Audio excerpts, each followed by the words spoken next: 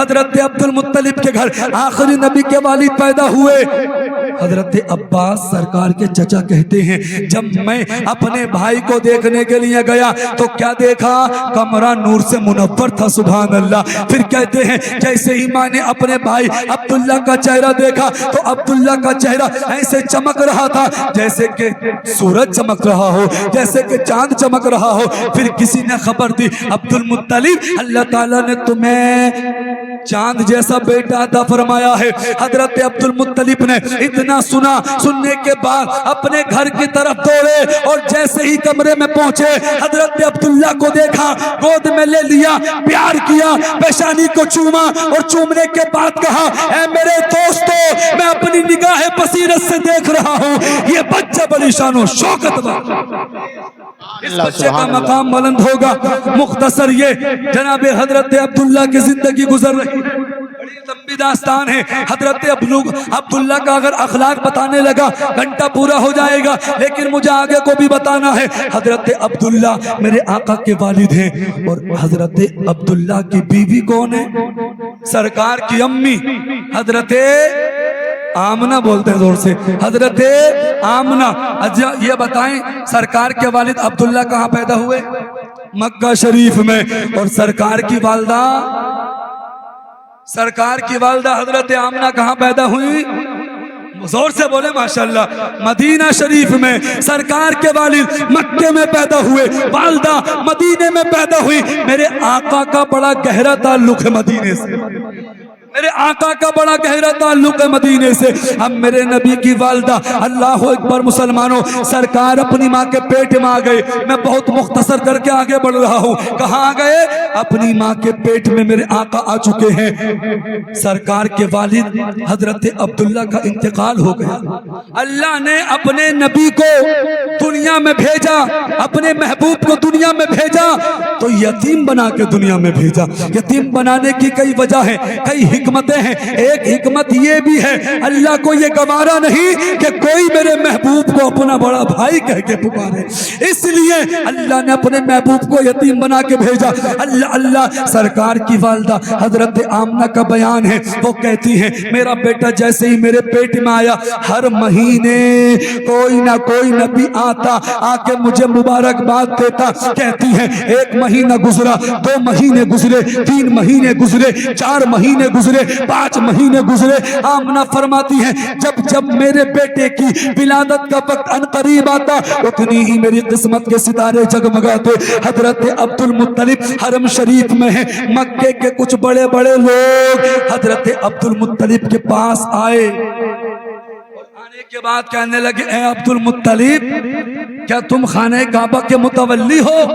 کہا بے شک میں خانہ کعبہ کا متولی ہوں۔ کہا عبد المطلب ذرا یہ تو بتاؤ، ہمارے عرب کا یہ دستور ہے کہ اگر کسی کے شوہر کا انتقال ہو جائے تو اس کی بیوہ 1 سال تک سوگ مناتی ہے۔ کہا بالکل 1 سال تک سوگ مناتی ہے۔ کہا عبد المطلب ذرا یہ تو بتاؤ عبداللہ کا آمنہ سوگ کیوں نہیں منا رہی؟ کہا کون کہتا ہے؟ کہا مکے کی عورتیں کہتی ہیں جب آمنہ کہیں جاتی ہے ایسی خوشبو لگا کے جاتی ہے، ایسی خوشبو مکے کے بڑے بڑے امیر نہیں لگاتے، ایسی خوشبو مکے کے بڑے بڑے سردار نہیں لگاتے۔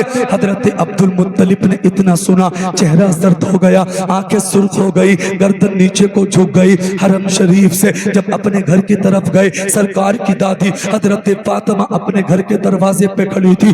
حضرت عبد المطلب کو آتے ہوئے دیکھا، کہنے لگی اے عبد المطلب، اے میرے شوہر سرتاج، چہرے پہ اداسی کیسی ہے؟ چہرہ سرد کیسا ہے؟ آنکھوں میں سرخائی کیسی ہے؟ بتاؤ تو صحیح کیا معاملہ ہے؟ حضرت عبد المطلب نے کہا اے فاطمہ آج میرے چہرے پہ اداسی آمنہ کی وجہ سے آئی ہے۔ کہا کیا مطلب؟ کہا میں نے سنا ہے آمنہ عبداللہ کا سوگ نہیں مناتی، عبداللہ کا سوگ نہیں مناتی، آمنہ خوشبو لگا کے جاتی ہے، آمنہ عطر لگا کے جاتی ہے۔ اللہ اللہ، میرے آقا کے دادا حضرت عبد المطلب نے کہا فاطمہ جاؤ اور جا کر آمنہ سے معلوم کرو وہ عبداللہ کا سوگ کیوں نہیں مناتی۔ اب ذرا جملہ سنیں، میرے آقا کی شان کا آیا ہے, ابھی تمہارا اور میرا نبی دنیا میں نہیں آیا ہے, اپنی ماں کے شکم میں ہے. جیسے ہی سرکار کے دادا نے سرکار کی دادی سے اتنا کہا, آئے فاطمہ جا کے آمنہ سے معلوم کرو وہ سوگ کیوں نہیں منا رہی, وہ عطر کیوں لگاتی ہے, وہ خوشبو کیوں لگاتی ہے. تو سرکار کی دادی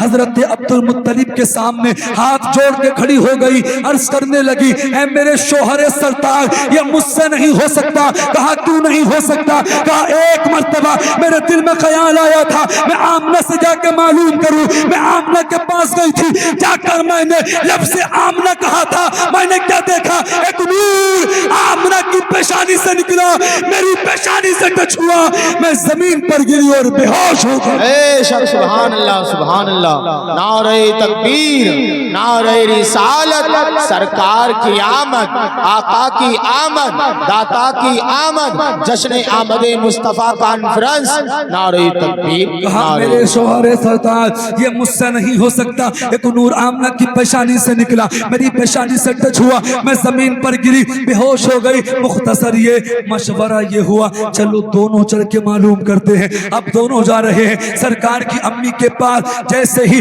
سرکار کی امی نے اپنے سسر کو آتے ہوئے دیکھا, استقبال کے لیے کھڑی ہو گئی. آج کل کی بہو کی طرح نہیں تھی سرکار کی امی, جو ادب و احترام کا پتہ ہی نہیں. سسر برابر میں ہے, تمیز ہی نہیں کہ کھڑا ہونا ہے یا بیٹھنا ہے, سر پر دوپٹہ رکھنا ہے یا نہیں رکھنا ہے. مختصر یہ حضرت عبد المطلب نے کہا, فاطمہ آمنہ سے معلوم کرو یہ میرے بیٹے عبداللہ کا سوگ کیوں نہیں مناتی ہے. حضرت عبد المطلب نے جب اتنا کہا, سرکار کی امی نے اتنا سنا, کہا ابا جی تم سے کس نے کہہ دیا میں عبداللہ کا سوگ نہیں مناتی. ابا جی سچائی تو یہ ہے, جب سے عبداللہ گئے ہیں میں نے پیٹ بھر کے کھانا نہیں کھایا, جب سے عبداللہ گئے ہیں میں رات کو سو نہیں پاتی ہوں, جب سے عبداللہ گئے ہیں میری زندگی مجھ سے روٹھ گئی ہے. کہا بیٹی ذرا یہ تو بتاؤ, اگر معاملہ یہ ہے تو تمہارے جسم سے یہ خوشبو کے جھونکے کیسے آ رہے ہیں, یہ خوشبو کیسی آ رہی ہے. حضرت عبد المطلب نے اتنا کہا, سرکار کی امی بولی, ابا جی ایک راز تھا اور اس راز کو میں راز رکھنا چاہتی تھی, لیکن آج معلوم کر رہے ہو تو اس راز کو آپ کے سامنے رکھ رہی ہوں. ابا جی سنو, سچائی تو یہ ہے جب سے آپ کے بیٹے عبداللہ کی نشانی میرے شکم میں آئی ہے, میرے پیٹ میں آئی ہے, میں جس گلی سے گزرتی ہوں وہ گلی خوشبو سے مہکنے لگتی. بے شک سبحان اللہ سبحان اللہ, بہت اچھا. وہ گلی خوشبو سے مہکنے لگتی ہے. اعلیٰ حضرت نبی تو فرماتے ہیں ان کی مہک نے دل کے غنچے کھلا دیے ہیں, جس راہ چل دیے ہیں پیچھے بسا دیے ہیں. اللہ کا جہنم اب بھی نہ سرد ہوگا, وہ رو کے مصطفیٰ نے دریا بہا دیے, وہ رو کے مصطفیٰ نے دریا بہا دیے ہیں. حضرت عبد المطلب نے جب اتنا سنا اللہ کا شکر ادا کیا, کہا آمنہ لگتا ہے وہی برکتوں والا بچہ آ رہا ہے. کہا کیا مطلب؟ کہا آمنہ میں نے کعبے کا گلاف پکڑ کے دعا کی تھی, لگتا ہے وہی برکتوں والا بچہ آ رہا ہے. سرکار کی والدہ کمرے میں گئی, کمرے سے تکیہ نکال کے لائی, کہا ابا جی اس تکیے کو سونگو. سرکار کے دادا عبد المطلب تکیے کو سونگتے ہیں تو تکیے سے مجھ کو عنبر سے تیز خوشبو آ رہی تھی. کہا بیٹی آمنہ اس تکیے میں خوشبو کا راز کیا ہے؟ کہا ابا جی ایک مرتبہ میں اپنا سر رکھ کر اس تکیے پہ سو گئی تھی, جب سے خوشبو نہیں جا رہی ہے. میرے نبی کی شان دیکھے, ابھی نبی دنیا میں نہیں آئے, اپنی ماں کے پیٹ میں ہیں, ہم اپنے مقدر پہ ناز کریں. پھر سرکار کی والدہ کمرے میں گئی, کمرے سے ایک دوپٹہ لے کر آئی, کہا ابا جی اس کو سونگو. سرکار کے دادا نے اس دوپٹے کو سونگا, اس میں سے بھی خوشبویں نکل رہی تھی. کہا بیٹی اس دوپٹے سے خوشبو کیسی؟ کہا ابا جی میری پیشانی پہ پسینہ آ گیا, میں نے اس دوپٹے سے اس پسینے کو صاف کر دیا, کئی مرتبہ اس دوپٹے کو دھو دیا, خوشبو جانے کا نام نہیں لے رہی ہے, خوشبو نکلنے کا نام نہیں لے رہی ہے. سرکار کی والدہ نے کہا ابا جی سنو سنو,